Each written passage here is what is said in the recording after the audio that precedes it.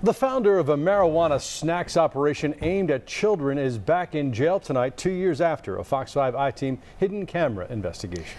Addae Simmons is being held on a bench warrant in Douglas County, and Fox 5 I-Team reporter Randy Travis says even 2 years after this case started, the Fairburn man is still making some really questionable decisions here, Randy. Yeah, he is, Portia and Russ. Yeah, Simmons faces multiple drug felony charges in Douglas County. Earlier this year, after he lost all pretrial motions, Simmons asked his attorney to try a new strategy that experts tell us has never worked, the so-called sovereign citizen defense.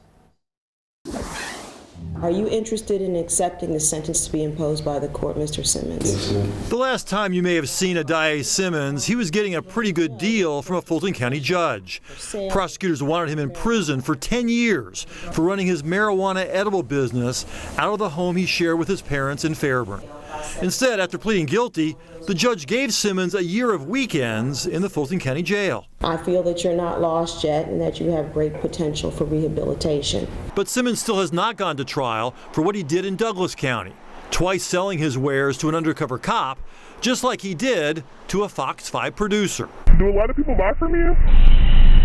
Like high schoolers too? Yeah, I started in high school doing this, so then when I graduated, I still knew about it and I kept people selling for me. He ran Trill Treats through his Instagram account, where he named the schools he targeted and showcased the products he currently offered.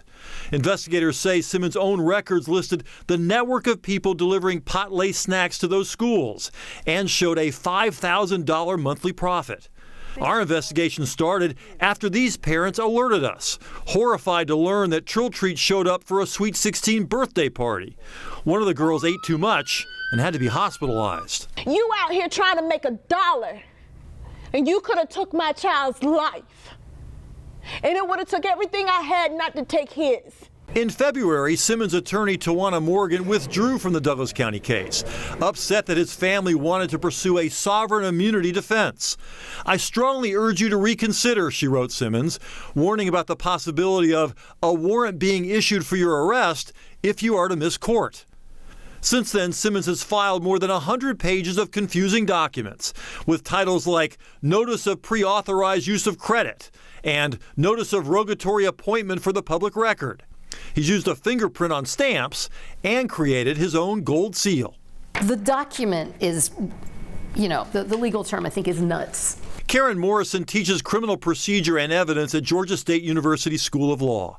As an assistant U.S. attorney in Brooklyn, she once successfully prosecuted a tax evader who claimed to be a sovereign citizen. That's someone who believes they're not subject to laws in this country. She says an estimated 300,000 people have used or supported this strategy, which law enforcement calls paper terrorism. It's clearly paper harassment. Simmons even warned the trial judge she was in breach of copyright law. Oh, God.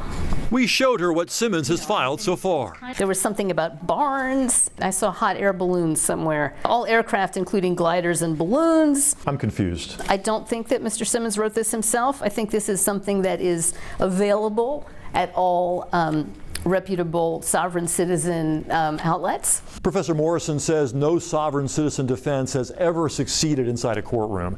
They either plead guilty or are found guilty.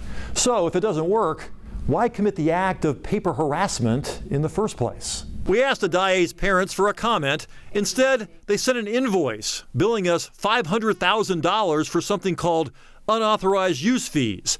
We're not going to pay that.